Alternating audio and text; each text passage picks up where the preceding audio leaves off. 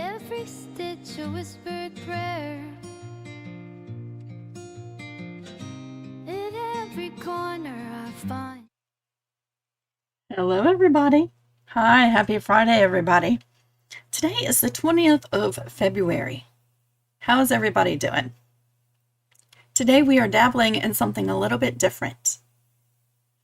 And I just want to apologize. I did a lot of talking the last 2 days, a lot more than usual. And I feel like I might be losing my voice because of it. So we're going to push through it. Hi, everybody. Today we're doing something a little bit out of my genres here on YouTube. But here's my question. As a creative, as a quilter, do you have other genres of crafting or art that you enjoy doing? I feel like most of us, we might predominantly be quilters, but we also enjoy other stuff. Today we are doing wood burning or pyrography, and mainly because I shared a picture of this on my Facebook page. It's the 3 mushrooms we've been working with the last few weeks, right? And I had so many questions about how did I transfer the picture onto the wood to then do the wood burning part of it. So mainly that's what we're going to focus on today, but I am going to show you my wood burning set, and we're going to do a little bit so you can see how it works. I'm going to show you my other wood burner set. I don't have that plugged in.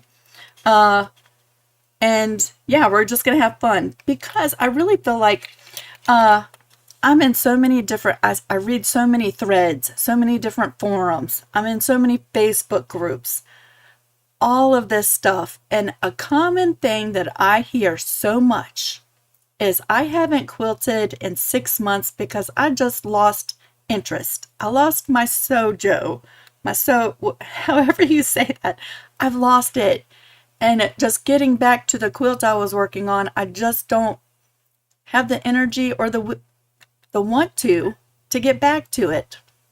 In those times, I find myself there a lot. And in those times, I find if I do something different for a little bit, that keeps the creative juices going. It creates excitement in creating something new. And then when I come back to whatever project I'm working on at the sewing machine, I have a renewed sense of excitement for it, right? Taking a little break and doing something different. I know many of you also enjoy the world of pyrography, wood burning, right? But for many people, this is going to be extremely new. Hi, everybody. Hello. Yep, I am here. You might have to refresh the screen. So what I'm going to do, I'm going to bring it down to my desk. And just to let y'all know, so I got home from QuiltCon last night. We went for the day yesterday. So much fun. And next week is Mid-Atlantic Quilt Festival. So there's going to be no live next Friday.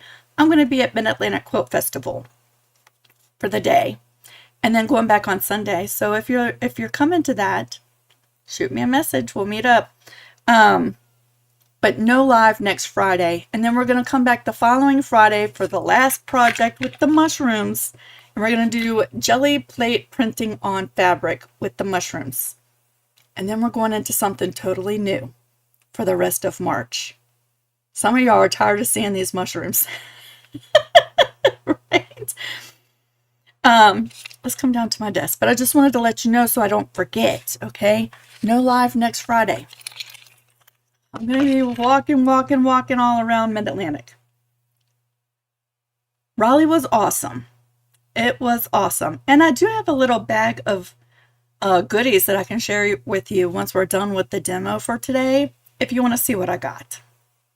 Okay, so stick around. Okay, here's my desk. And first we're going to start with wood, right? This is this is my first venture using my wood burning set that I'm going to be using today. Y'all, I got this for Christmas like 2 years ago, and it was unopened until recently. Can you imagine getting something like this and not even opening up the package for 2 years? That's what I do. But now I'm full on into it, and it has a permanent residence in my small space here. So that's how much I love it. Okay. At Christmas time, my son gave me a Christmas present that was sort of fragile and breakable. And it came packed with a piece of wood that protected it in transient shipping, right? And I was like, ooh, I'm going to try wood burning on it. And I did, and it turned out fabulous. This is wood burning and watercolor paints. Okay, so that's what this is. And my thought was, I would love to take this genre of art and merge it in somehow in my quilting world. And my thought is to make quilt hangers with wood burned images on them, right? Customized quilt hangers. Don't you think that's a fabulous idea? Anyway, I made a whole bunch of trivets last year, and I thought, well, I would love to have a little hanger that hangs my trivets in the kitchen, right? Trivets that I use often, and they can be decorations in the meantime, but when I'm ready to use them, they're right there and I can just grab them off the wall, right? So this is my prototype. I'm not sure that I love these little clips down here or even where I put them. Do you know what I'm saying? This is my first one, but I love the idea of it, right? So I'm taking one genre of art and merging it into my quilt world. And this is my prototype. So this was packing material. I ordered on Amazon since then this 8-pack of wood sheets. There's 8 of them in there. And I did a piece on that. Let me grab that. I did the quilt on a fence. Isn't that so pretty? And like this is super thin, right? It did warp with the watercolor paints, just to let you know that. But you could put it in a frame, right? And unwarp it, right? It did warp a little bit. As soon as I started putting water on this, it did. But it burned beautifully. And I love that, right? And this is incorporating my love of quilting into this world, right? And let me just tell you, if you enjoy an art genre that does not require lots of concentration, like maybe quilting, where you are really focused on exact seam allowances and cutting exact measurements and pressing so that you're not stretching your quarter square triangles, right? I mean, that requires focus. This just requires relaxation and zoning out, right? And so I think that's one of the reasons why I love it. Can this be done on cutting boards? Yes, Wanda, absolutely, it can. So imagine this Christmas you do a whole bunch of custom cutting boards for your family and friends, right? Right? So you can get those boards. I have linked to those boards down below, but that's not it. Have y'all been to the craft section at your local Dollar Tree? They have all those blank wood pieces. Some of them even have wire hangers. That's a great resource for wood. This wood plank came from the Dollar Tree. It was $1.25. Is it perfect? No. This is how I bought it. It's messed up down here on the corner. See that chip, right? And when we talk about it being warped, it's a little bit warped. Can you see that? It's a little warped. But as a cute little trivet hanger, I could sand that down. I could even cut that off, right? Yeah, $1.25. This was from the Dollar Tree. So lots of different resources. You could go to your local hardware store. We have a little locally owned hardware store, and they sell offcuts of wood. And that is a great resource for acquiring pieces to burn, right? check out your local hardware store. But for demonstration purposes today, we're going to use this because I haven't tried burning on these wood planks from the Dollar Tree. So we're going to do it. And next we're going to talk about how do I transfer the picture of the mushrooms to my wood piece. Food safe paint. I don't know that it really has to be food safe paint to be painted on wood and then hang a trivet from it. Do you know what I'm saying? The paint's going to be dry. But most of the paints that I use are non-toxic, if that helps. Oh, you mean for the cutting board? I don't know that I would paint the cutting board. I would just do the pyrography, which is beautiful all on its own, and it doesn't really even need paint. Do you know what I'm saying? Just do the wood burning, no paint on a cutting board. So if you have an inkjet printer, y'all, there's lots of different ways to transfer your images to the wood. Some people use tracing paper and a number 2 pencil, and they trace on the tracing paper and then lay that down on the wood and take a spoon or a pencil and go over their traced lines, and it transfers the image to the wood. That's one way of doing it. I like a little bit of a faster way, so I have an Epson EcoTank inkjet printer. And I have lots of these label sheets. Let me show them to you. Sheets like this. The Avery sheets that you can print your little mailing labels, return address labels on. You can print whatever you wanted to on them. Address labels like this work great. I have a big box of 100 of these, and these are full page sticker paper, label paper, right? There's 100 in that package because I make my own stickers for things like my bread that has my address, ingredients, and whatever else needs to go on there when I sell a loaf of bread or anything like that, right? So I buy these by the 100 sheets, and it's really inexpensive. I've linked this down in the description box. But I don't actually use the sticker that's on it. Okay, so tiny bit wasteful unless you use the label and then save the sheet, and that's what I do. Okay, I have a stack of these sheets, but I want to show you where this comes from, right?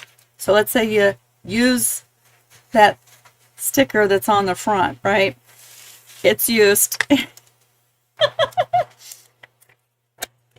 And then you are left with the carrier sheet. And the carrier sheet kind of looks like freezer paper a little bit. I don't know that freezer paper would work. I haven't tried it. But the lighting is really bright next to the window. But can you see how shiny and glossy that side is? It's shiny and glossy. And that side is matte and dull, right? You're going to load this into your printer so that it's printing on that shiny side, the shiny side, with an inkjet printer.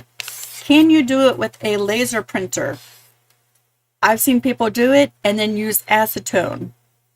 That's a whole nother process. If you only have a laser printer, on YouTube, search transferring images to wood using a laser printer. There are videos that show that process. Today we're using an inkjet printer. There's always like 100 ways to do anything, right? Yeah, the cutting boards, I personally would not use any kind of paint on my cutting boards. Especially if I was giving them away, because you could always say this is for decoration purposes only, but that doesn't guarantee that they'll remember that 5 years down the road and then use it as a charcuterie board or something. You know what I'm saying? So if you're working on cutting boards, I would just omit using paint at all and just do the wood burning. It is beautiful, right? So here is my label sheet, and I've already printed my image. Okay. One thing about this is you don't want to touch it, because I printed this morning, like around 8:30 in the morning. And if you watch this, I can still smear it. See that? So you don't want to touch it, right? And I also wanted to show you this because in your print settings, when you're printing on this shiny paper that really wasn't made for printing, the ink is just sitting on this.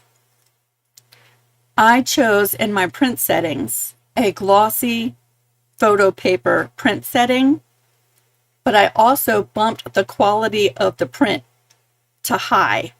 And when you do that, your printer is going to throw lots of ink onto this glossy sheet. See these lines? That's from the wheels that move the paper through the printer.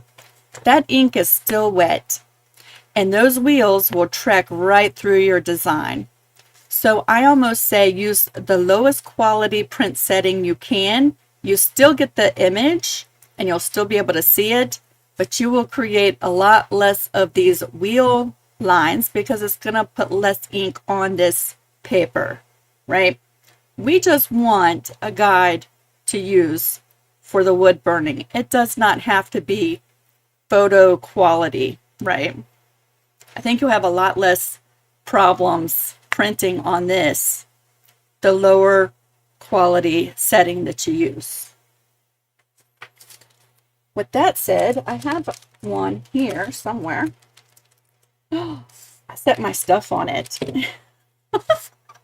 I set all my stuff on it. That's okay. So I've erased some of this stuff because I set that package of wood right on top of it.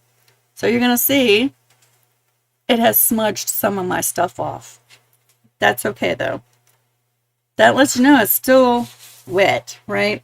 I'm going to trim some of this extra paper off. I'm going to show you how easy this transfers right to the wood. Now these mushrooms, they're free. You can get the color image that I'm using today. And I also did just tracing lines, no color, for these 3 mushrooms. And the link for that is down in the description box if you want to use these mushrooms on anything, right?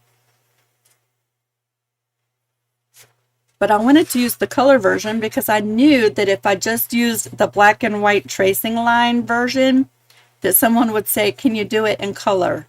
So I'm using the color version today.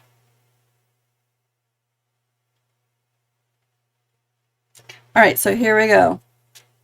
Now, I really feel like you only get one shot to do this because once it touches the wood, it's going to start transferring. So we're going to lay it down and not move it. You get one shot. So you kind of just position it where you want. I know I'll probably end up cutting that side off, so I'm going to lean more towards over here. I'm going to set it down and try not to move it with my shaky little fingers. And I'll even use a little piece of tape, right? Because I can already see I'm moving everything around. And then we're just rubbing. It doesn't even take a lot of pressure to do this.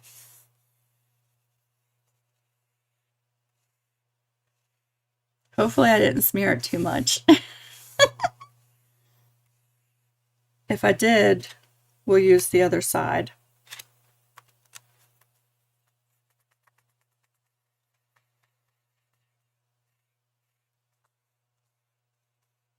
So this print that I'm transferring now was like draft quality in my print settings.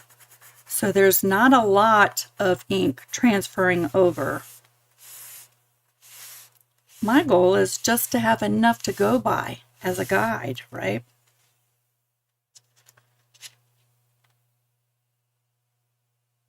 And I can see that in person really, really well.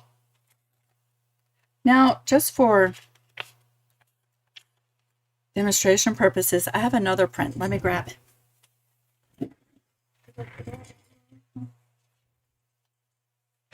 This one was done on a much higher resolution. It has lots of wheel lines through it. It doesn't matter because I'm going to wood burn through it. Oh, that side is really rough. Let's not do that. Let's just go with this one. So that might be something to consider. Like, you only get one shot unless you want to sand that side down. All right, so there's my image. I can see it pretty well. That sheet that you tore off can be put on a piece of parchment paper to save for later. You can use it for handwritten labels. Not sure it would go through the printer with the parchment paper. That's a good idea. That's a really good idea. Especially if you're resourceful like I tend to be. Sometimes I can be a little wasteful, but more times than not, I try to reuse as much as I can. So let's talk about wood burning tools, right? For years, let me move some of this stuff real quick. For years, this was my wood burning tool right here, and it came in this awesome little case. And that is the little gun, right? It has adjustable heat. It goes all the way up to 450. Lots of different little tips. I'm actually going to use this tip, that's why it's in there, for fusing some applique for fabric collage. Instead of buying the clover one, I'm going to use that and see how it goes, especially since I can lower the heat on this, right? That's why that tip is in there. But it comes with all sorts of tips. You can see this bag that I've put them all in. And this wood burning tool, they even call it a soldering tool, does fabulous work. Okay, I wood burned a picture of my son's bearded dragon lizard on a knife handle several years ago for his Christmas present, and it did a fabulous job. I will tell you, because I'm an impatient person, the downside to a gun like this is it tends to take longer to do bigger pieces. Okay, so that's when I started thinking about upgrading to a different kind of wood burning tool versus this one. A wood burner like this will do anything I'm going to show you today. And you get all kinds of tips and stuff, right? I'm going to try using this to do my fabric collage project coming up next month. We'll see how it goes. But after I did that knife handle, I started researching tools for wood burning, and I came across videos for True Art, and this is a dual pin setup. So let me just pull this over. These have permanent homes on my very limited desk space, so you know that if it lives here, it gets used. If not, it gets moved somewhere else. This has 2 pins. It's a 2-pin holder, and they plug into this box that regulates the heat. Cords were stuck on something. They're not plugged in because I wanted to show you how this whole thing sets up, right? There's 2 pins. They go in these holders. I got one here and one there. And they plug into this box, which regulates the temperature control. And there's a little switch. So I can put my favorite 2 tips, one in each pin, and I can switch between the guns, and I don't have to wait for the tool to cool off to switch to a different tip. Perfect for me, who is very impatient when it comes to things like this, right? I just have to remember which tool am I putting on which side, right? So they just plug in here, and then you screw it in and nice and tight.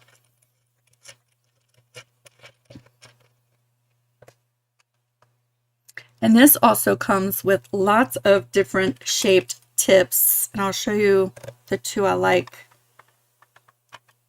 This changes. Like right now I like these 2 tips the best, but that might change next week. You never know. But you can switch back and forth between the 2 pins very easily just by the switch of a button. And depending on what type of wood you're burning, you can increase and decrease the heat going to the pin with a little dial right here, right? And these get super duper hot and really quick, right? So you have to be careful with it. And I will say, if you're doing this in a closed room, the smoke comes right up in your face. Wearing a mask would not be a bad idea. Having some kind of ventilation would not be a bad idea. Even if you're using this gun right here, using safety precautions like that would be my suggestion. Okay, for video purposes, today I'm not going to do that stuff, but just know that I would have some kind of ventilation. All right, and I would try to avoid breathing the smoke that comes up while you're doing this for your own safety. Okay. Now, the only thing is you have these two cords that kind of get in your way unless you can situate yourself differently than what I'm going to be doing right this second. But you just turn it on. There's a little box like this, right? Little power switch. And you can increase or decrease the voltage depending on what kind of wood you're burning. Also, the temperature on your gun, if you're just trying to shade in areas and show like highlights and shadows, you don't want it very hot because once you burn it, you can't unburn it. And if you are trying to do like shading, gradual building up is the way to go, right? But you can control all of the heat right there on the box. All right, and right now it's switched to this gun. This one is set up with a little tiny ball on that tip right there. It's great for little dots and drawing, but the lines tend to be a little bit thicker. But that's a little tiny ball on the tip of that one. And this one has a flat surface like that, right? It's curved, but it also is sort of flat like that. So you can do shading with this, but I also turn it on the side and I can do really fine lines and details with this tip too. So this tends to be one of my favorites. Okay. And actually I'm going to switch over. Which one is this one in? Number 1. This is it. I'm going to turn the heat up just a little bit. And I just have to be careful because I have, y'all know, I have shaky fingers, shaky hands. And when I'm nervous or live, they tend to be even more fidgety and shaky. So this is hot and I just have to be careful. Now, are we going to wood burn this entire picture? Absolutely not. But I just want to show you how this works to inspire you if you're looking for some new genre of creating. This is for inspirational purposes only. Okay? But if you want to get serious about wood burning and you are impatient, this might be the setup for you, right? Now, I have linked the True Art setup that I have here. It's a little pricey. Y'all, I asked for this setup as my main Christmas present 2 years ago. Okay? They have setups like this on Amazon that are less than the True Art setup that I have here. Do some research. I'm only linking what I use. Okay? All right. We're off. Well, I can turn that up a little bit more. This gets so hot, it'll throw a little flame off of there like poof. And it's just like anything else. Just, I don't know if you can see the smoke coming off of there. It's just like anything else. The more you work with it, the more you understand how it works, and the better you get at it, right? So there's my little flower stem. a lot has to do with how fast you're moving and the pressure you're putting on the pin, on the wood, right? But this thing gets hot.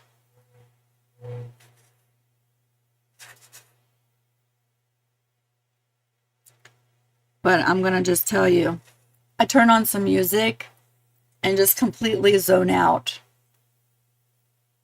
And it is probably one of the best ways for me to relax, let me just tell you. So you can draw direct lines like that, right? Or you could use the flat area. And instead of outlining something,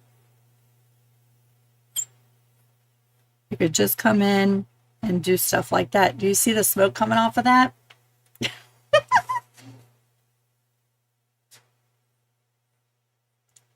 And that is pretty dang hot. So let's turn it down some.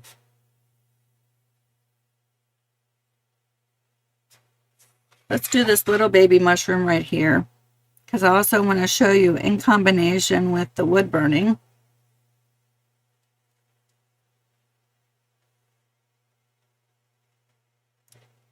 I do like to come in and add color. And I have used ink tints before on the wood, and that is beautiful. But I've also used acrylics and watercolors. I love using all kinds of genres of stuff, you know, and not just limit myself to one thing.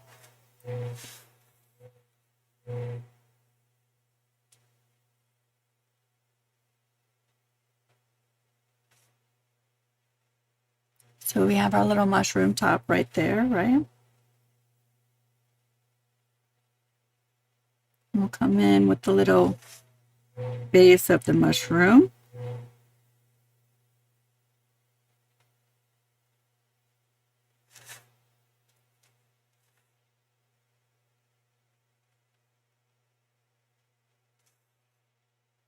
Now on this piece, there's a little flower that comes right there. Let's just draw that in.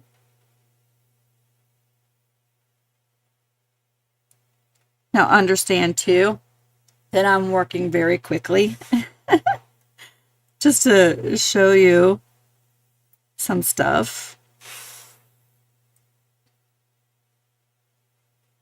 So is this going to be like a masterpiece? No, it's not. And that's okay.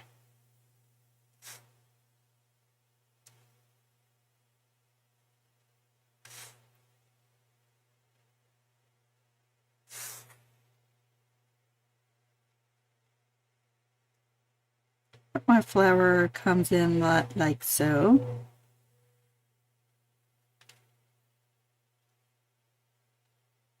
And this mushroom has a little piece that comes down like that.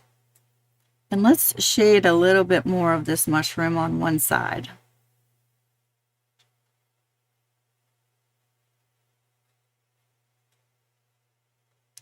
Like this.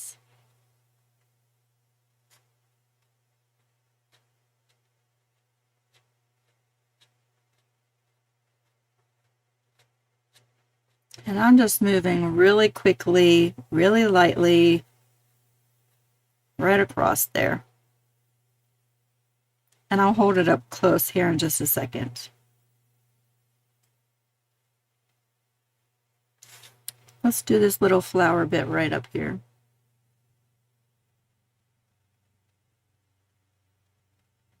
Or just an indication of a flower right there. And then you can put it in the little holder and you don't have to worry about it melting your cutting mat on your table, right?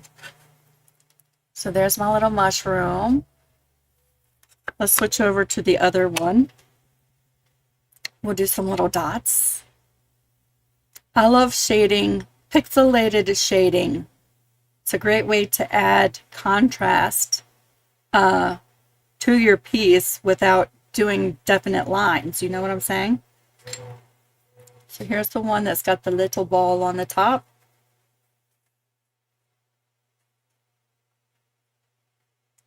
And I'll just do some little dots right inside that flower.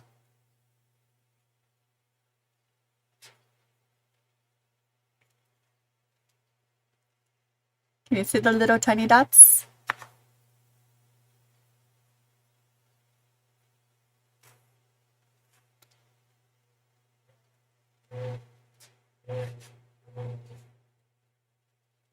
This mushroom has some texture going down the stem of the mushroom. See that? Isn't that fun?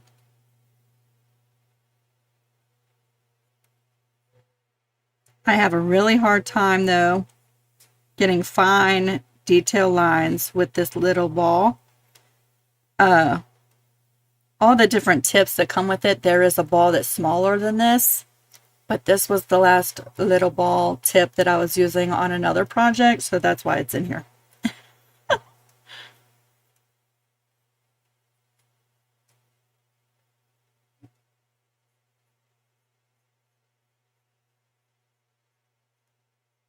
Come through and just add a little bit thicker lines to this flower.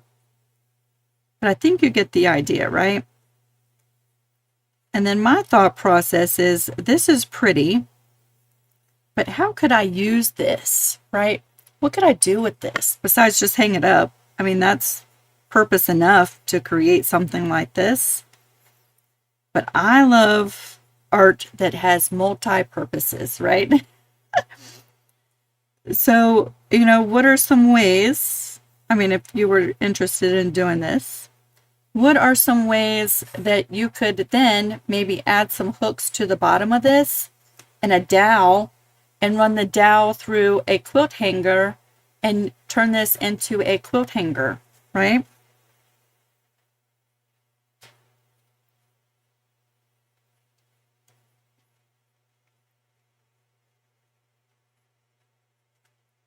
The ants are back out, y'all. Did you see that?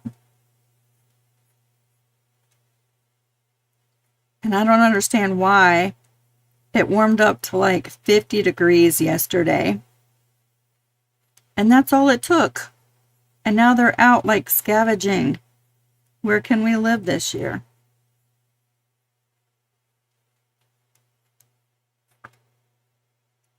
Isn't that pretty? So this is a good place to start on this, right? Yes.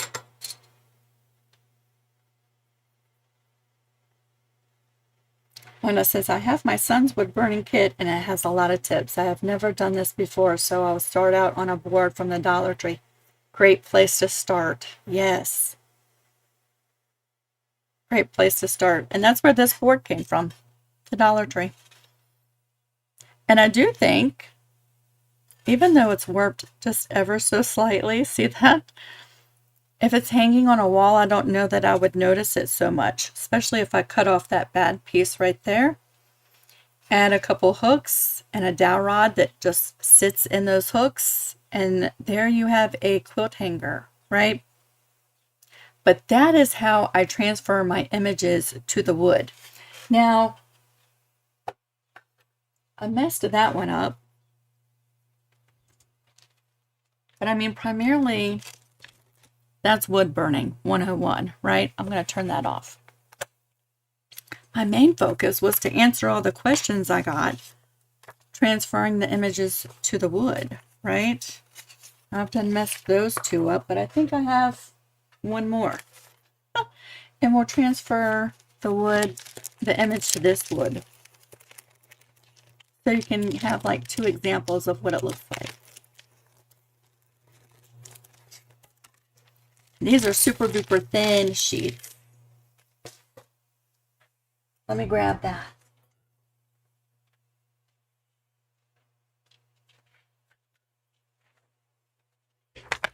Like so, right? And this one will situate just like that. Same transferring sheet right from the labels. And I'm just going to set it right down here. And try not to move it.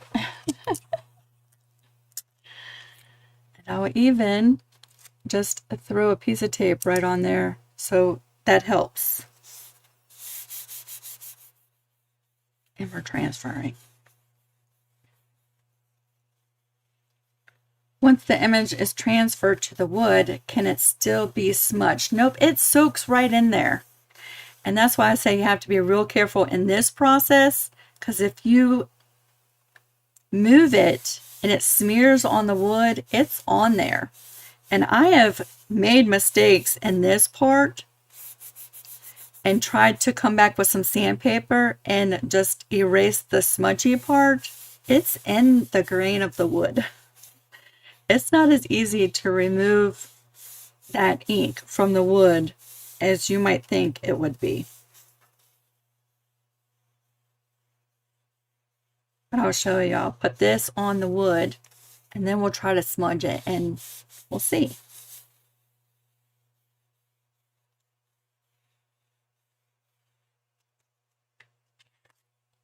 Yep, it's on there. See, now isn't that pretty? So I just transferred that on there, right? It is not going anywhere. And I'm using some force and it's not really smudging nothing, right? Now this wood burns with a lot less heat than that wood I was using there, and it has a lot less grain. Okay, so maybe if you're looking to get into this, that's one thing to consider too. You see the wood grain? It's very prominent in this piece of wood.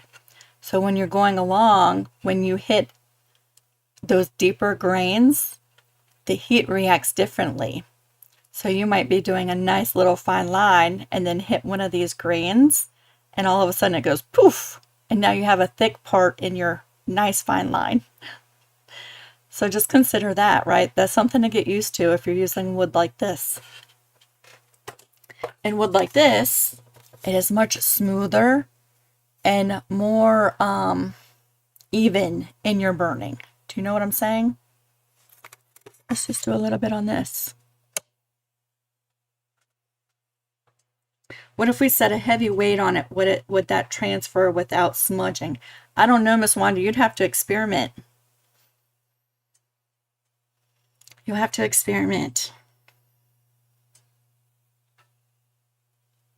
So I just turned on that one. That should be not this one. It should be this one right here.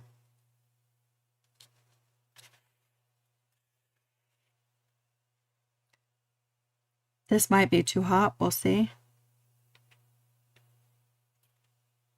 Which one am I on? Yes. Okay. I didn't turn it on. Duh.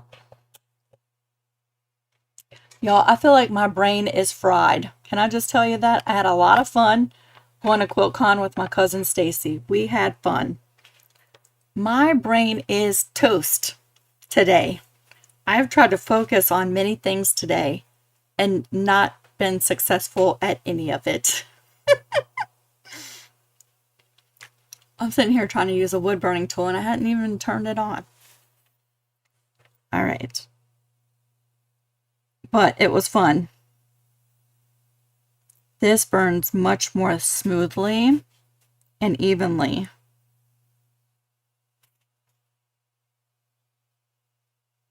And I can get lots of little details on wood like this.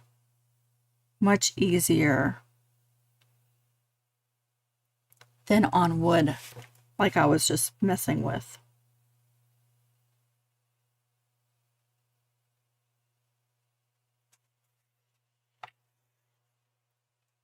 But can't you see yourself just doing this for several hours at a time? Or is that too much?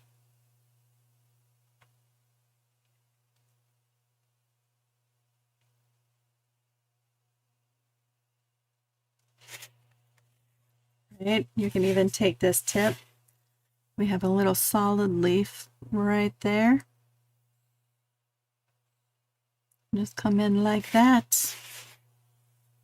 And then draw the little stem. like that.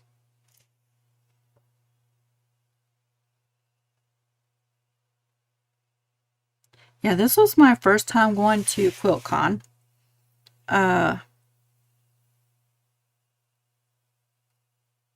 Very awesome. Would I spend 4 days there? Probably not, unless I was taking classes or going to lectures, you know what I'm saying?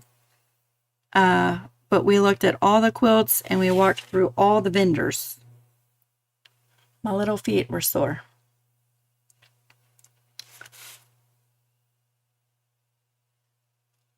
But it was awesome.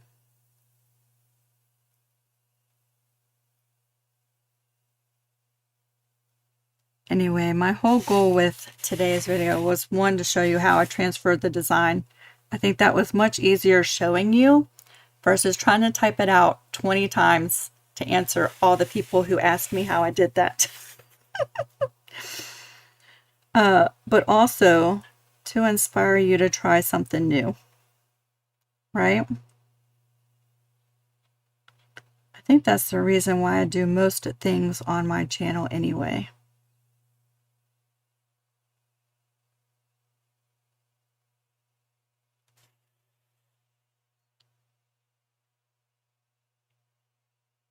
Now, one thing I want to say about this is, if you don't like the smell of burning wood, you're going to hate this. But some people, like, I like that smell. But if you don't like that smell, this is not going to be the art genre for you. Do you know what I'm saying? I wouldn't even get interested in it at all.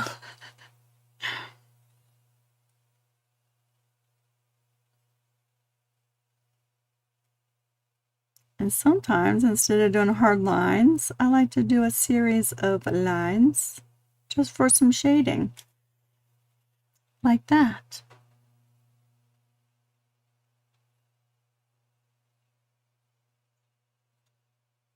I feel like this is one of those things. Well, like most things, really. I don't think there's a right way and a wrong way to do it. Do you know what I mean?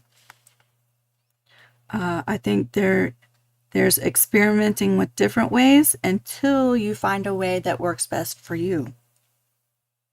So the way that some people might use this tip might be totally different than the way that I use it. Do you know what I mean?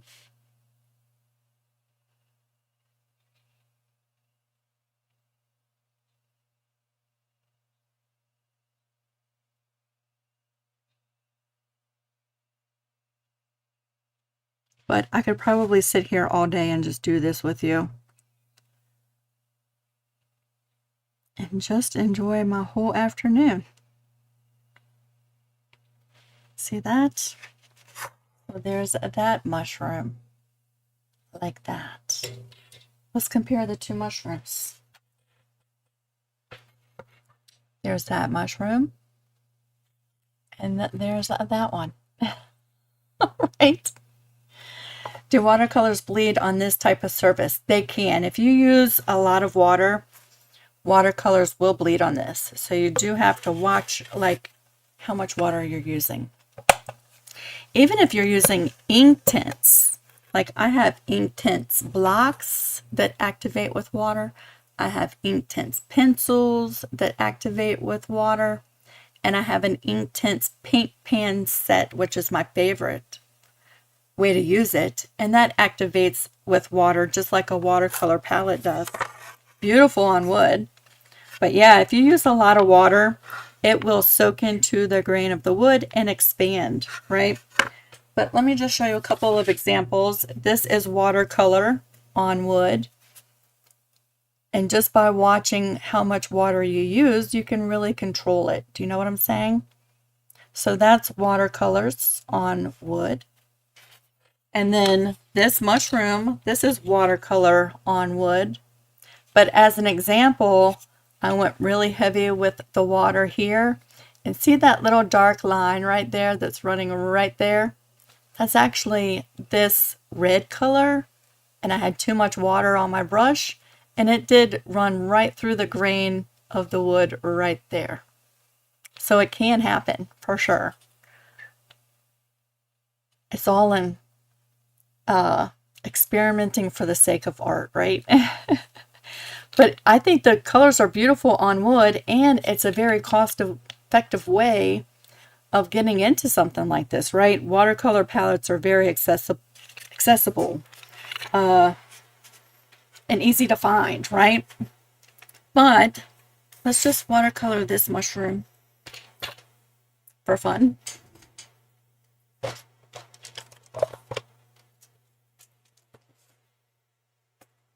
I love Inktense paints. The paint pan set. Beautiful. Beautiful on fabric. Beautiful on wood.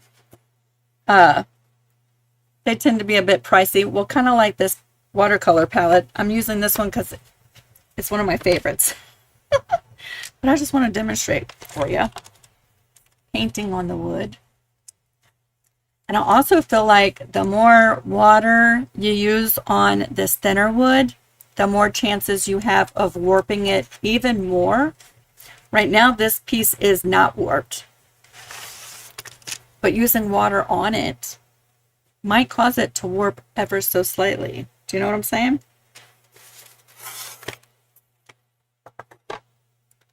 I have my little setup here. This really isn't a watercolor painting on wood video, but I just want to show you sort of like a fast zoom process through the whole thing. In case you're on the fence and you're like, I wonder if this will work. I wonder what that looks like. We're going to hit all bases, and then you can have fun experimenting, right? All right. Usually I like to spray my watercolor palette and sort of activate the paints a little bit. But again, on the wood, the less water you use, the better things are going to be. So I'm going to be a little bit more controlled with it.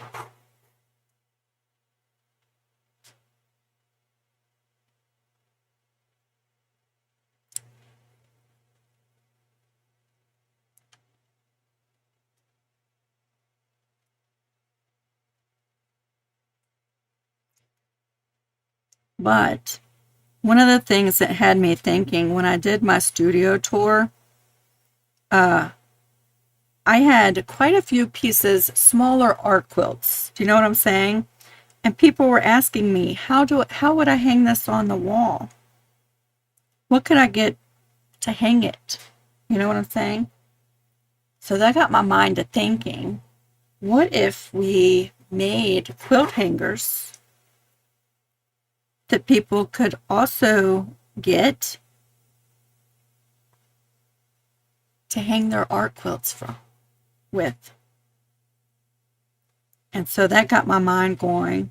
And then I was like, well, what if I made trivet hangers and hang up my pretty trivets that I made and use them as art while I'm not using them as a trivet. Let's come in with a little of this orange color. I want more of a shading brush.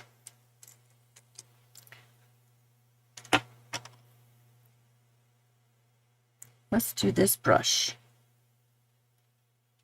which has been through the ringer, y'all. The paint is coming off the handle. And it says, I'm just now getting broken.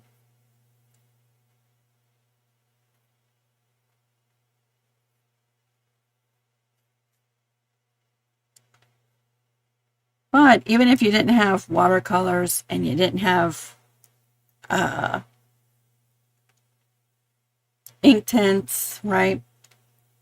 Acrylics paint beautifully on wood too.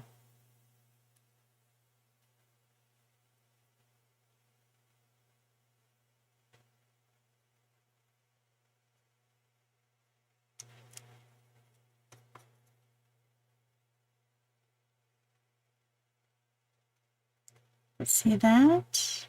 Isn't that pretty? I find I have an easier time blending watercolors and stuff like that than I do acrylics. But that just might be me. I do think I would probably spray this with some kind of clear spray. Do you know what I'm saying?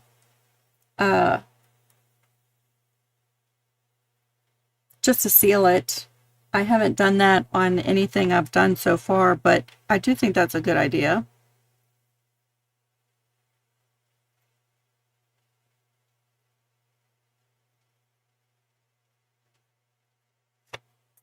But there you go. Isn't that pretty?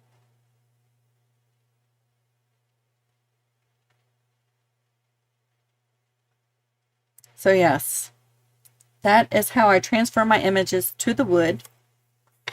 That's my setup for burning the images. And this right now is my favorite way of coloring them. However, I have not tried to use my acrylic markers on them. So let's do that. Because why not? These are my Meeden acrylic marker set. Lots of colors. Y'all know purple is my favorite color, so let's pick a purple one. Varnish or shellac. I probably would use a water-based polyurethane spray. I think that's what I have.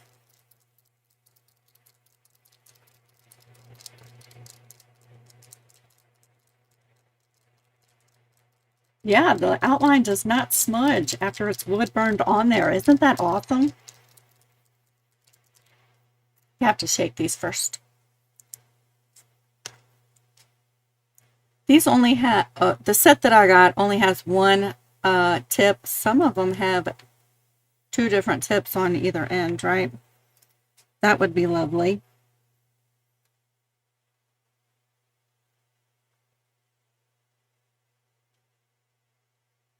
And this is acrylic paint. And I have a feeling that this does not have the ability to spread out as fast as that watercolor does. Do you know what I'm saying? I didn't wood burn this flower yet, but let's just paint that in.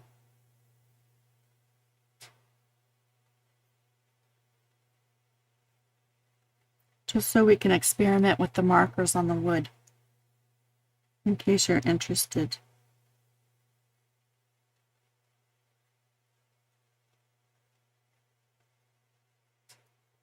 I can already tell you, I mean, I see things differently in person than what you see on the screen. And that these acrylic markers are not translucent. Do you know what I mean? So where the watercolor paint is colored and pigmented color, right? It's translucent. And I can see the grain of wood. I can paint over the wood burned edges and not cover them, which is fabulous. The acrylic marker, if I paint over that wood burned line, I'm going to cover it and you're not going to see it because these are opaque. And I don't think showing you in purple is going to demonstrate that as much. So let's pick a lighter color.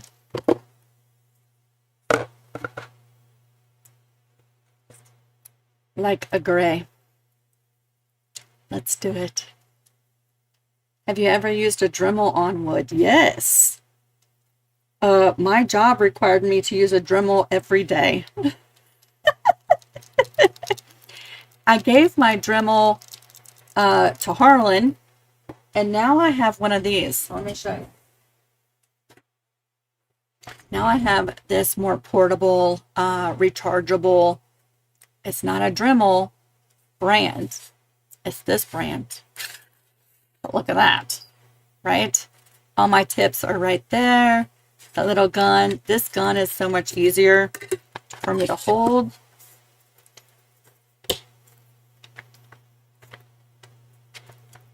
I forget how it comes out of there. I'm doing it wrong. Anyway, it's much. Oh, there we go. live video purposes. So, see how thin that is? This is much easier for my hands to hold now that I'm starting to get a little bit older. Do you know what I mean? For 16 years, I held a Dremel carving details into little parts that went on stuff. And my knuckle, all of my joints feel that now. Do you know what I'm saying? So this is more slim. It's not as powerful as a Dremel that you plug into a wall. I'll say that, but it does get the job done. Yes.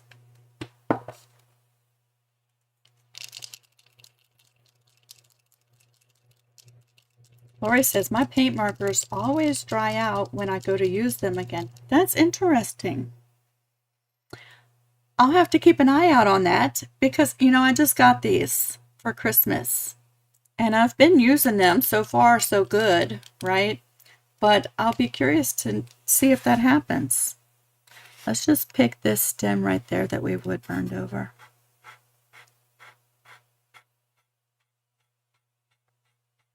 This might be good if you make a boo-boo. Do you know what I'm saying? Because you cannot see through that acrylic paint. But watercolor, you do. So let's just, for demonstration purposes, let's pick this red right here. There's lots of paint on this brush. See that? You can still see the marks, but that is opaque and it covers them.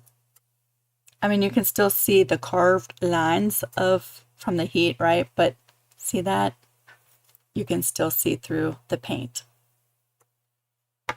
That's kind of fun, right? Anyway, my whole goal today is to inspire. If you're looking for something different and you've never tried any of this, start at this level. And if you fall in love with it, but you're impatient and you're like, I want to work faster, I want to be able to change my tips faster and not have to wait for the whole thing to cool off first, then look into, you know, if it's more of a permanent thing you want to get into, then look at upgrading. But this will get the job done. Absolutely. Yes.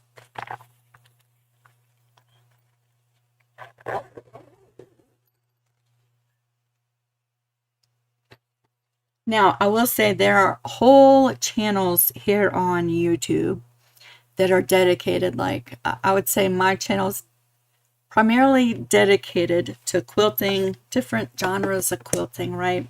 And every once in a while we do something creative like this. There are whole channels on YouTube dedicated to pyrography and different things you can do like that. And if you want to learn more, I always say I would research those channels to do a deep dive into it, right? We're just like tickling the surface today, just to intrigue you a little bit, right? Just to intrigue you a little. And I'll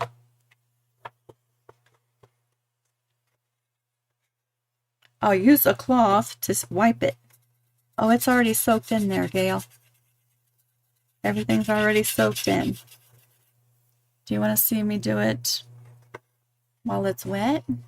Let's do that. Now, by all means, I'm not telling you to run out and buy this wood burning pin set, Gail. And I'm not telling you to run out and buy this watercolor paint set, Miss Gail. But I'm going to show you what happens if you smudge the paint while it's wet. It does smudge a little bit. Let's get a wet cloth and try to smudge it. You want to do that?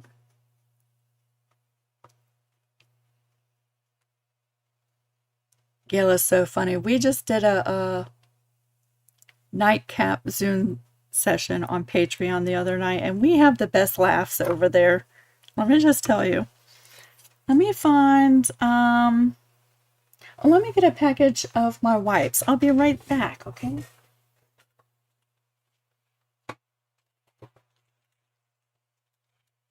Since we're in the mood for experimenting, I have a little package of wet wipes. Let's just see what happens. They're not super duper wet, you know what I'm saying? But they are like damp. Ooh, you can really move that color around. See that? That's lovely. Let's try to move the acrylic around and see if that moves. That's the gray right there. Oh, it does fade it a little bit. It doesn't really move the purple. Do you know what's really moving? Is my transfer. That's what's smudging underneath of it.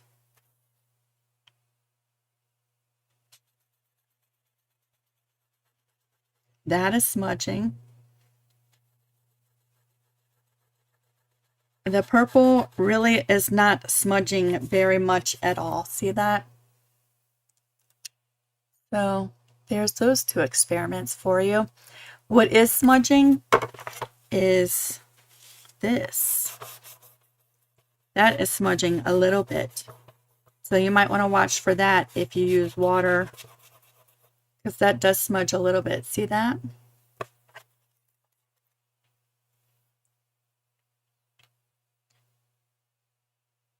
Gail says, I already own everything on your desk. Good. I just cannot find my wood burning set. Oh, you're going to have to do like a destashing of all your stuff until you find it, Gail. Because doesn't this look like fun? Susan says, you could get some matte poly and outline the outside of all your shapes. Let it dry before you start the watercolors and might keep it from bleeding. That's a really good idea, yes. That is a good thing to think about. Yes, I might try that. I personally, I don't mind a little bleeding. Do you know what I'm saying? I don't want a lot. I like to keep my colors primarily where I want them. I don't mind a little bit, but I don't want a lot. So I just tend to use less water, and I can pretty much control it. Like this mushroom down here has no bleeding whatsoever. And then as it dries, if I want it darker or more colors, I can layer on top of it, right? Just using less water. So there's my experiments with the water on acrylic and watercolors, spreading it around. But yes, I absolutely love it. And I love to show things that I love here on my channel. Do you know what I'm saying? This was a blast. This was so much fun. I made some choices in this that if I had to do it over again, or if I do another one, I would use different colors. Like I really don't love the pink, but once I started, I was sort of committed to it. So there's always tomorrow to redo another one. But yeah, I absolutely love it. Can you lift the color off with just water on the brush? Let's take a look-see and find out. I don't think it's going to all come out of there. I don't think so. Let's get some clean water. Clean water, clean water. All right, there's clean water on a wet brush, and let's try to mess up this mushroom down here.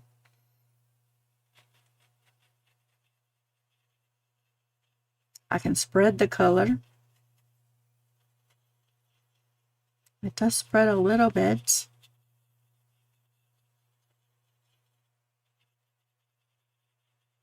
And where's my little wet wipe? Let's try to pick up that color now.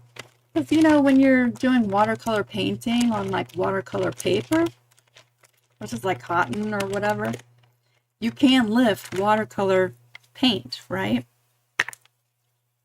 I don't know if the wood is different or not. I am lifting some color up.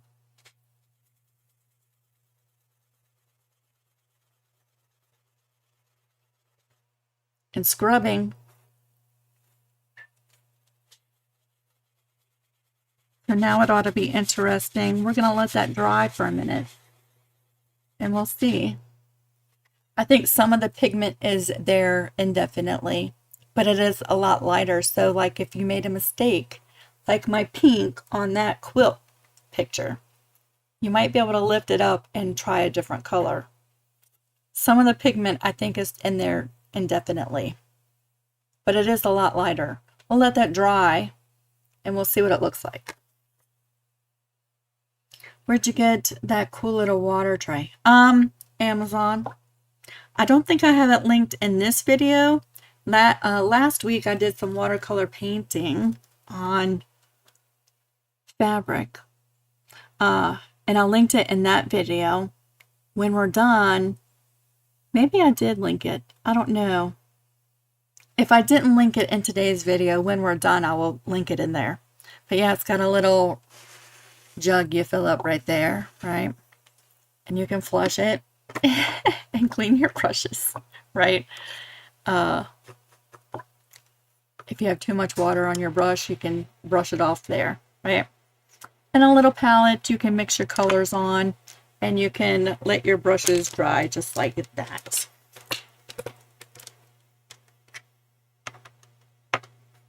Fun, right? Now, if you're still hanging around, do you want to see what I got at the QuiltCons yesterday? We're going to let that dry just to see what it looks like. And while that's drying, let me clear off some of this stuff. All of this to inspire you, but mainly to answer the question of how I got my mushrooms on the wood.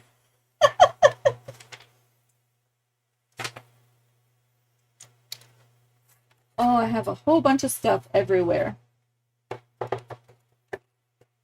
And I'm going to just start stashing it. I'll move this. We're going to look at this. See, the orange is already starting to come back a little bit. Not as prominent, but it's already starting to dry.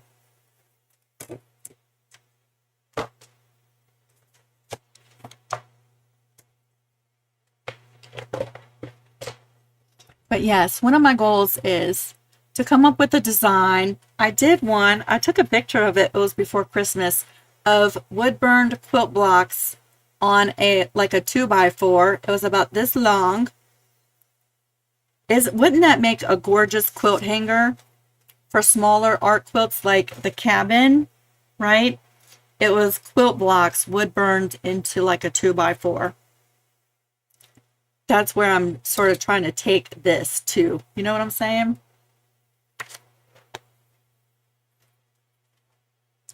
If you ever make the quilt on a fence wood project to sell, I would buy it. Wanda, really?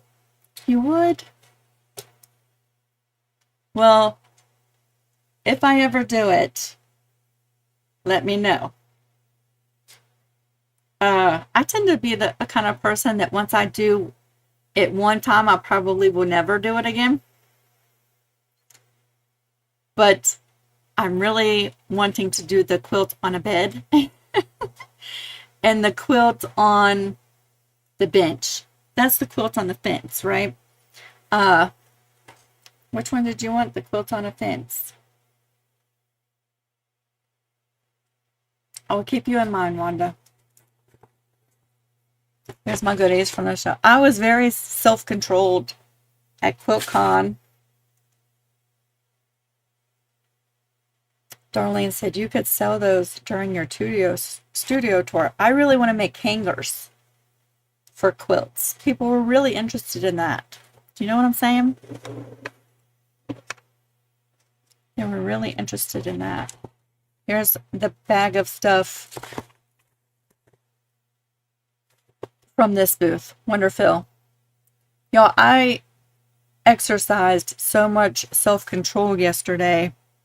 I was very proud of myself. But I'm also doing back-to-back quilt shows. So QuiltCon yesterday, and then I'm doing 2 days at Mid-Atlantic next weekend. So I exercised great self-control yesterday. But I got some fabulous goodies. Do you want to see them?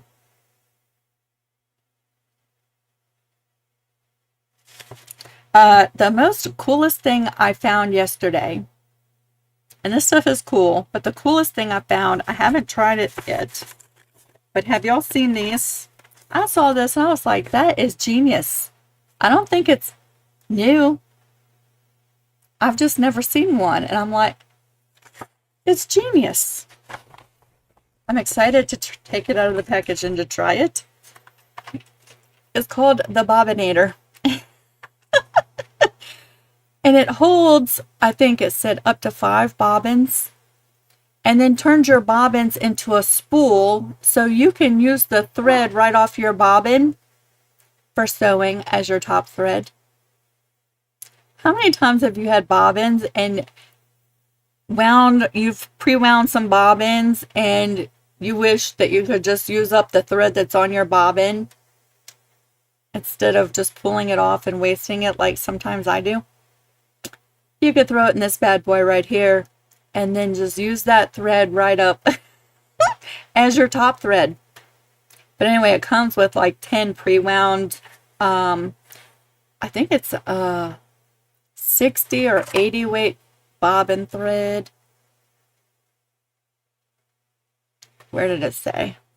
Oh yeah, it's an 80 weight cottonized poly thread for bobbin use. Great for art quilts, y'all, which we're going to be diving into so much more on my channel here this year. So it came with 10 pre-wound black, white, and gray bobbins. But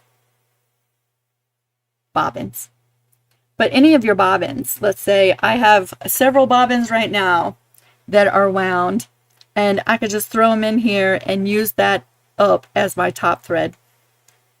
Isn't that cool? Darlene says, I like it and have never seen that before. I did link it down in the description box if you want to check it out.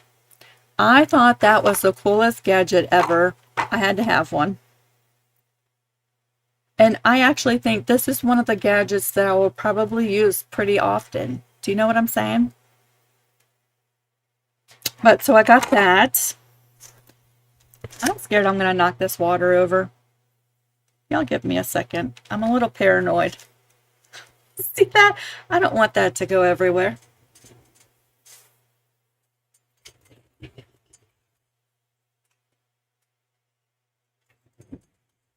Okay, I can relax now. That was really making me nervous. Some literature. I got brown metallic threads, 4 different spools of brown metallic threads. They're actually sort of copper looking. It says brown, but in the booth they had stitched out machine embroidery, all kinds of designs using their metallic threads. And when I tell you, I just stood there and stared at them because they were just beautiful. And not only using it in embroidery machines, but in art quilts, thread painting, and stuff like that. So I got that. Metallic tube brown. And then I can't wait to try that. And then I got 4 of these.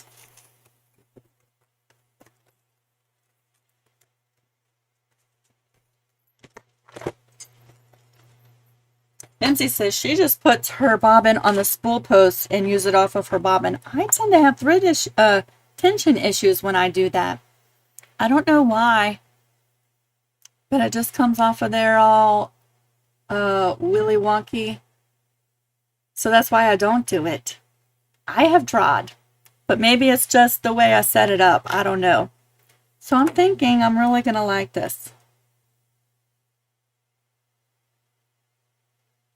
Darlene said Donna will be jealous of the metallics. I am almost willing to bet you that Donna has these already.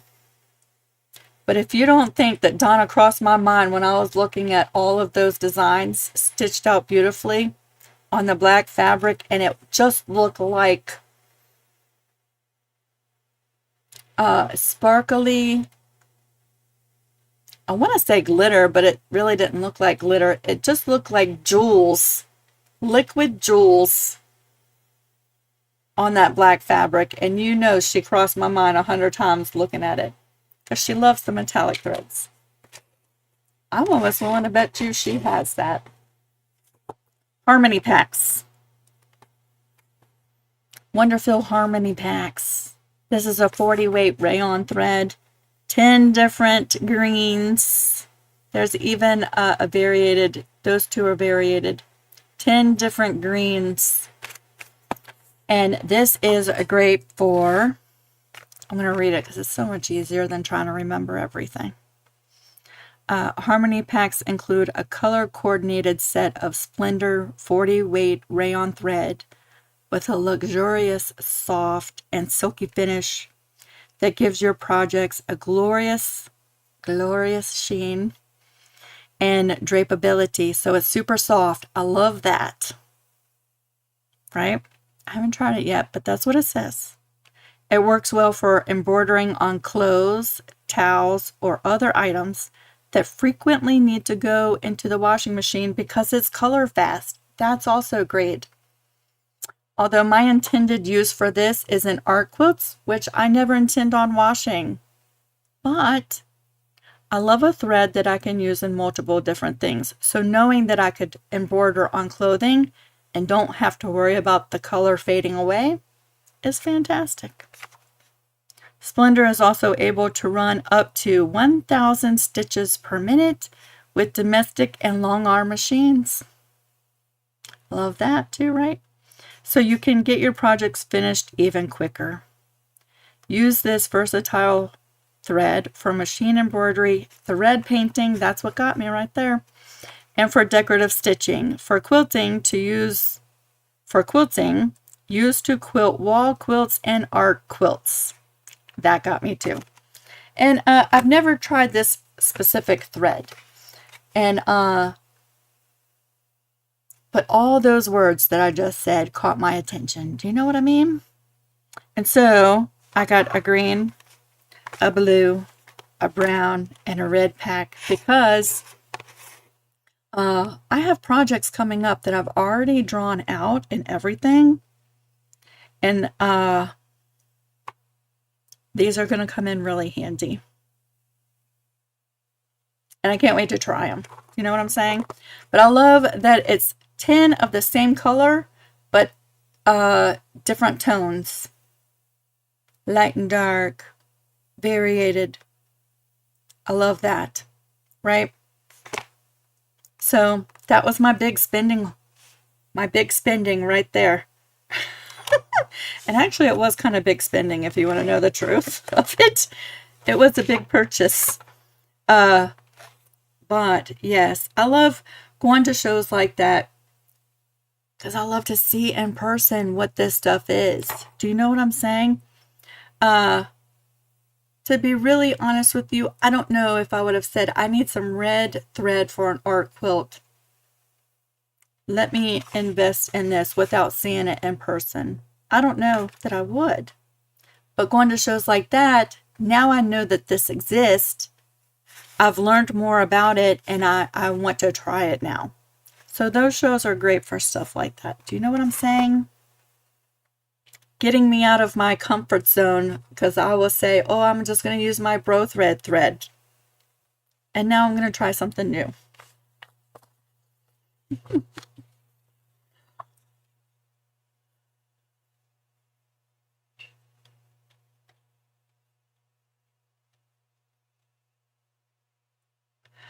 Off topic, what kind of thread do you use for applique? I use all kinds of thread. all kinds. My go-tos. I love inexpensive. This is like if you are looking for budget-friendly thread. AK Trading Company here on Amazon. You get 4 spools of one color, very inexpensive. Is that the best quality thread out there in the world? No, it's not. If you're on a budget and you're looking to stock up, and is it decent thread? Yes, it is. I'm an all over, I will use budget friendly and I will use top tier stuff, right? I'm not a thread snob or a fabric snob. I'm not limited to, and I will only use this. So I'm going to name off a couple brands for you. AK Trading Company on Amazon, very budget friendly. They have umpteen millions of colors. And when you buy a box, you are stocking up for a long time. I have a box of white thread, 4 spools. I've only opened the one. Will I ever use that much white thread? Probably not. And it might get old and brittle before I get to that 4th spool. Do you know what I'm saying? And then one of my favorites is YLI. And they're at most vending shows like Mid-Atlantic. I don't know that they were at QuiltCon. They might have been. But you can also go to their website, YLI. And on the website, if you look for YLI Universal Thread, or UU, that is one of my go-to threads for stitching down applique. I love it. And it's super strong.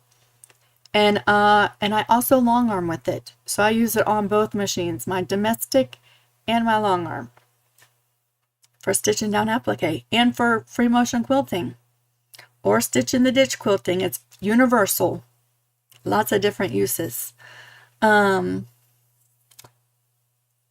For applique, I also have recently gotten into using Bro Thread matte frosted thread. And that comes in a big box of like 30 colors for very inexpensive. It's a polyester machine embroidery thread, but I use it for stitching down applique and for thread painting and free motion quilting. What's another one? Another one I like. I don't know, there's 3 or 4 examples.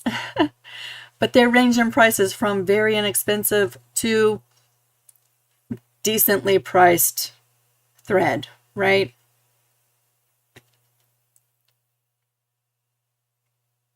Anitra said, I have cut her deep. She is a thread snob.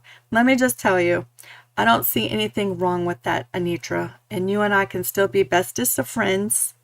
We're just different. Do you know what I'm saying? We're just different.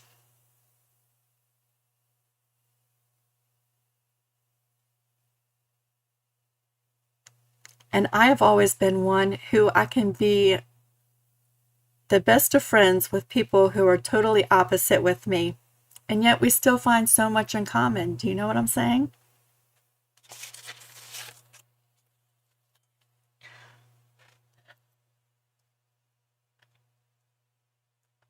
Mary Jo said, eye candy for sure. Right? Let me just tell you, walking through there is so overstimulating for me. I feel like I'm 6 years old on Christmas morning again. Do you know what I'm saying?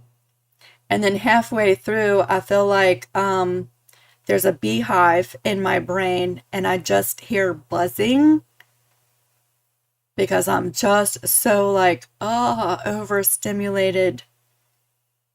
But I can't stop because it's just so exciting. Do you know what I'm saying? That's me at a quilt show. I saw lots of awesome stuff. And I probably would have spent more if that was the only quilt show I was going to, but it's not. So therefore, I didn't. I should put that on a shirt.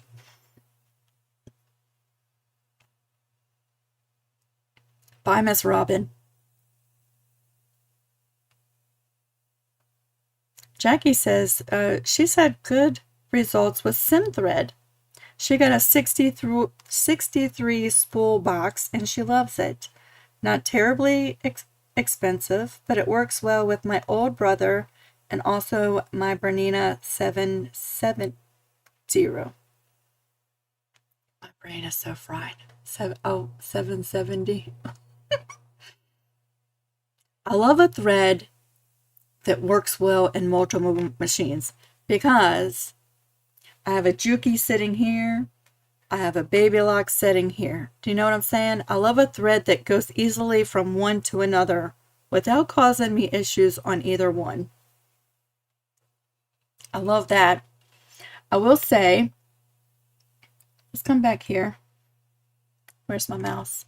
I will say, I mentioned AK Trading Company thread.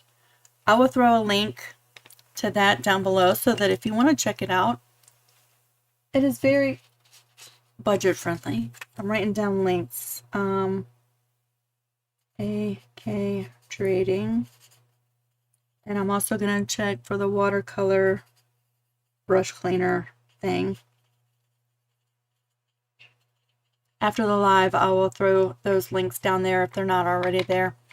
AK Trading Company. So I was looking for a thread that worked with my Knolting long arm back when I first got started, and I was really strapped for cash. Do you know what I'm saying? Like things were really, really tight. Do you know what I mean? That's usually where all my experiences come from. Budget friendly. Do you know what I mean? And so I was on the hunt, and I really feel like it's probably thread for sergers. But do I use serger thread in my sewing machine for other stuff? Absolutely. So anyway, it was so cost effective that it wouldn't break me to buy a box and to try it out. And it worked great in my Knolting long arm for quilting. And my quilt was still really soft, even being quilted. I wouldn't say densely, but quilted nicely. My quilt wasn't super stiff, and it worked lovely. And then, while I was at the house before this one, that's kind of like a time reference, right? The first house, the middle house, and this house. When we were in that middle house, I bought a spoon foot for my Knolting long arm.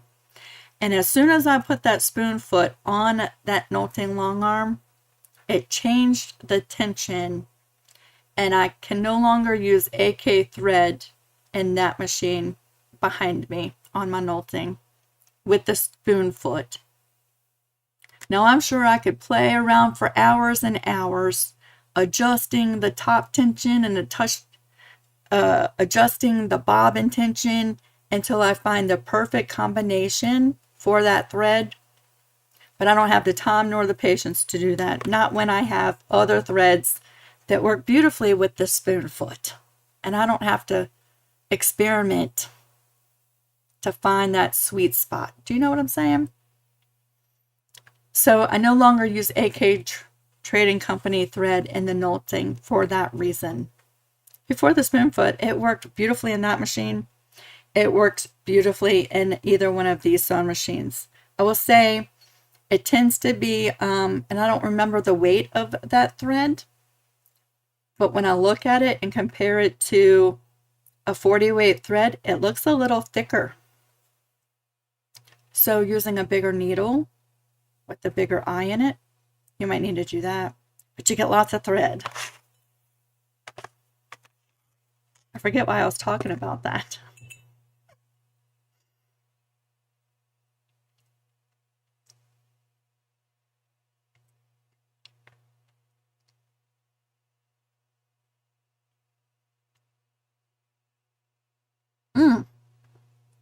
Mimsy says the brush cleaner link, that little contraption that I was cleaning my brushes with that you can flush for new water. Mimsy said that's already down there. I think I linked my paint and everything that I was going to demonstrate with, but I will get a link for AK Trading Company and you can check it out for yourself, right? It's not a huge investment to buy a box of it. and it's a good all-purpose multi-use thread. I think my voice made it through all today. I think it did good. And we've been here for an hour and 30. Time has flown by today. Didn't it fly by? Anyway, anybody, just by a show of hands real quick, anybody going to Mid-Atlantic next weekend? Anybody? Anybody? I'm going to be there Friday. And then Saturday, I have some meetings here in town, so I'm not going Saturday. But then Sunday, I'm going to go.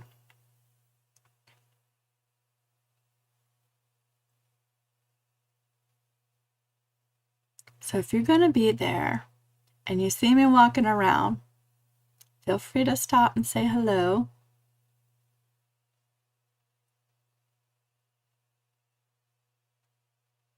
Sheila, you're going to be there. Which day are you going?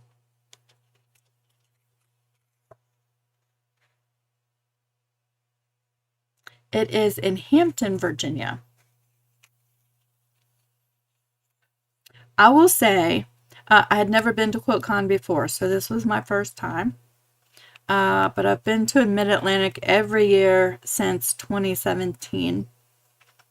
The whole venue in Raleigh at QuiltCon is way cooler than the convention center here in Hampton. Hampton's an awesome show, but as far as venue, the Raleigh Convention Center is pretty awesome. It's pretty awesome. And they have a parking garage. And that could be important because you get to park in the parking garage. And if it's raining, like the parking garage we parked at, you only have to walk a short distance to get into the convention center. Where Hampton is a great big huge parking lot, and by the time I get there, I is usually parking at the very tippy outskirts of that parking lot and walking all the way through the parking lot to get into the convention center. And if it's raining, you're getting wet.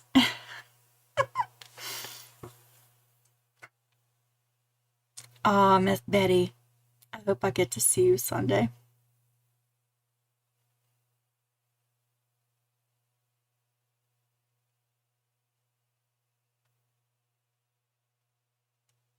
I hope I get to see you. Friday, you're going to the dentist, Sheila. Hopefully nothing major that you have to have done before you go. Speaking about doctor's appointments, Monday I'm going to be going to get my blood work done. So you have to fast like 12 hours before that. So I've counted down like what time can I stop eating or drinking anything Sunday. And then I have a doctor's appointment for my blood pressure, y'all.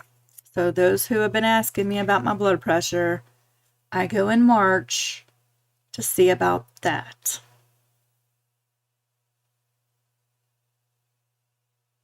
Winter storm watch for this weekend.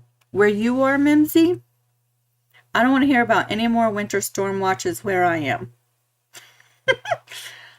I don't want any more winter weather.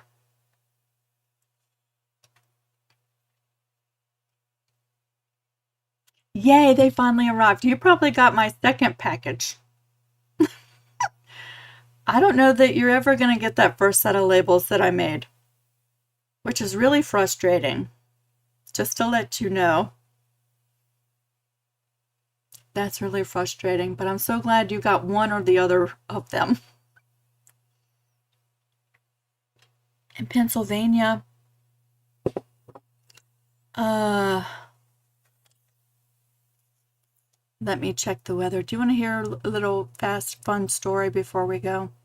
I'm going to write myself a note to check the weather. I told myself I swear I wasn't going to check no more weather forecasts because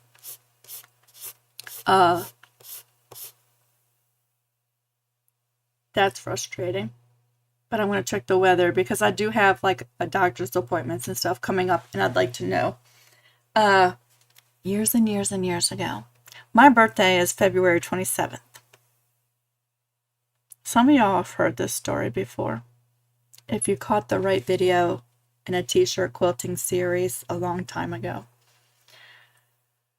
Before my YouTube days, for a long time I didn't sew or quilt, for a really long time. And my aunt, one of my aunts, asked me to make her a quilt because I made them a quilt like 20 some years before that, and every night they would argue who gets to use it because it was so comfortable. Isn't that like one of the best things you can hear as a quilter? They would argue who gets to use it. And it lasted 20 years, and now it was thread. They used it every day, watching TV at night or whatever. And it was wearing out. First, for a quilt that I made 20 years ago to get used every day, and it lasted that long, I was really proud of that. But she asked me to make another quilt for her. And I said, absolutely. And then I realized, like, I haven't used my sewing machine in 20 years. I don't have any more fat. I don't have none of that stuff. And that led me into getting the Singer patchwork machine for my birthday. Actually, he gave it to me like 2 months before my birthday because I needed a new sewing machine. So I got an early birthday present, the Singer patchwork. And 2 months before my birthday, I was working on a new quilt. And before I made that one for my aunt, I said, well, I'm going to make one for my Nana. Sort of break myself in before I commit to making this quilt for my aunt, right? So I was making a quilt for my Nana. And I pieced the top beautifully. That little Singer patchwork machine is an awesome workhorse. But it also has a pretty small little throat space. And I had been like introduced to the quilting world on YouTube now. And I saw free motion quilting and all this stuff I was going to try for the first time on my Nana's quilts. And I was trying it and I was so frustrated. And because, you know, we see something, we want to be able to do it right away. Anyway, I forget all the issues I was having, but I was super duper frustrated leading up to my birthday. Also leading up to my birthday that year was a snowstorm. And we had like 8 inches of snow at our house. And in my area, 8 inches of snow will shut down the town, right? We're not set up to handle that much snow. So it shut down everything for the whole week leading up to my birthday. And so it just so happened my birthday was the 27th. I wasn't working that day. I don't know what I was doing. I was working on that quilt for my Nana and trying to get it quilted. And Harlan came home from work, and I remember having a long conversation with him, and I was like, I'm super frustrated with this, and I just don't think quilting is for me. I don't know what I'm going to do about my aunt's quilt that I've promised I would make for her, another one. I am really frustrated. It's like, well, let's go out to eat. Let's go to the Outback Steakhouse for your birthday. The roads are clear. Outback is open. Let's go down there and let's go have a steak and you can chill out about what you've been doing all day. So we're going down there to Outback Steakhouse and they were packed. And we just thought they were super crowded because it was the first day anybody could drive on the roads. Because we'd all been snowed in for a week. We just thought that. So we go in, and when you first walk in, there's like 2 benches, and everybody was standing, in this space. And we didn't want to go anywhere else. We figured all the places are probably like this, so let's just sign our names up and wait. And we're standing there all crammed in like this. And they called some people's names, and we all shuffle around so people can get through. And we shuffled, and next thing you know, we're standing next to the bench, and I'm just standing there. And the whole time, all I can think of is I really want to do this. I really want to make these quilts, but I don't know that I'm going to be able to do it. I want to do some stuff I saw in these videos, but I don't know if I'm going to be able to do that. And what you know, I look down on the bench, and there's these little ladies sitting there, and they had name badges with quilt blocks on them. And pretty much the rest is history. Because I looked at her, I was like, are those quilt blocks on your name badges? They're like, yeah, we're here for the Mid-Atlantic Quilt Festival. I was like, what? That is so weird. They're like, why is that weird? Because I'm so frustrated trying to make this quilt for my Nana. And I told them the whole thing, and they're like, you need to take the day off tomorrow and go to the Mid-Atlantic Quilt Festival at the convention center across the street. I had no idea that even shows like this existed. And let me just tell you, it was life-changing. Why am I telling this story? I forgot.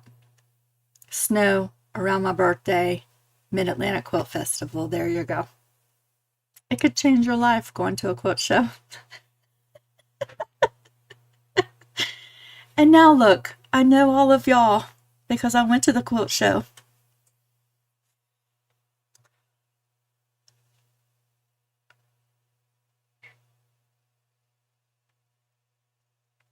Oh, Jackie said, I'll take the winter. We had tornadoes touch down one county over from here last night. Oh my glory. Already. Let me just tell you, we got home last night, and I don't drive in the dark, and I didn't even think about this until we were driving home from North Carolina, and I was like looking at the time, and in my mind, I'm thinking, what time am I going to get to Stacy's? I'm going to be driving in the dark. And then it was foggy, and it started raining. But Harlan came to my rescue, and he was at Stacy's house waiting for me to get there so I could follow him the hour-and-a-half drive home. Wasn't that just the sweetest thing you've ever heard? I didn't even know he was going to do that, but he did. He's like my hero.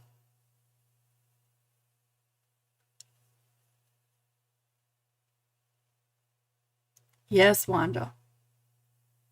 Wanda says, I'm so happy you didn't give up. Sometimes we just need to step back and take a breath. Yep.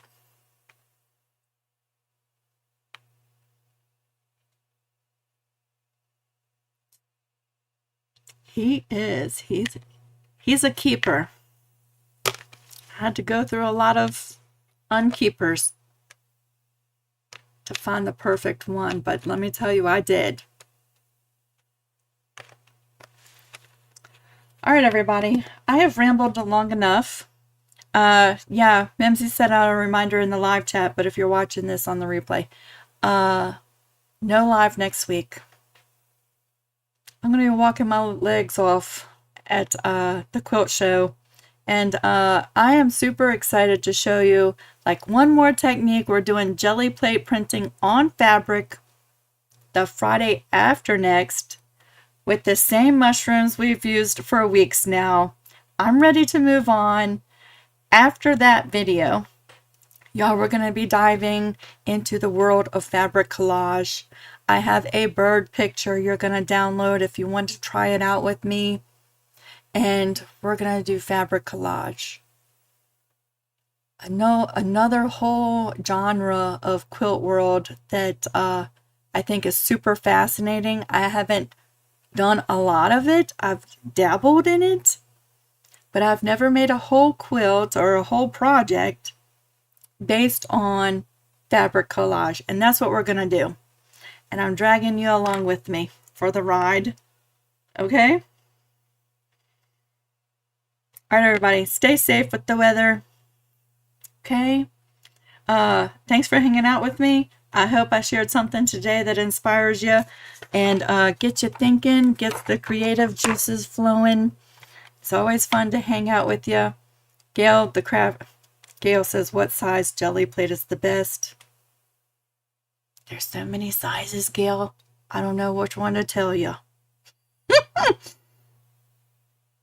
I don't know which one to tell you. Think quilt block. Think charm square or 8-inch quilt block. Which one would you use the most? And go from there. I have like 7 jelly plates. I don't have a favorite.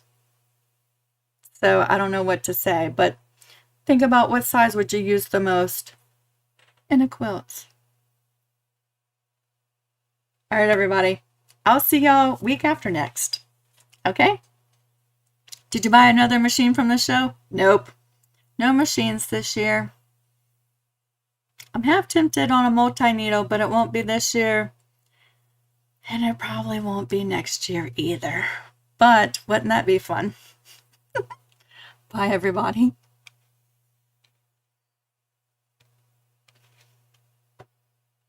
Oh, hold on a second. I meant to do this. Okay, bye, everybody.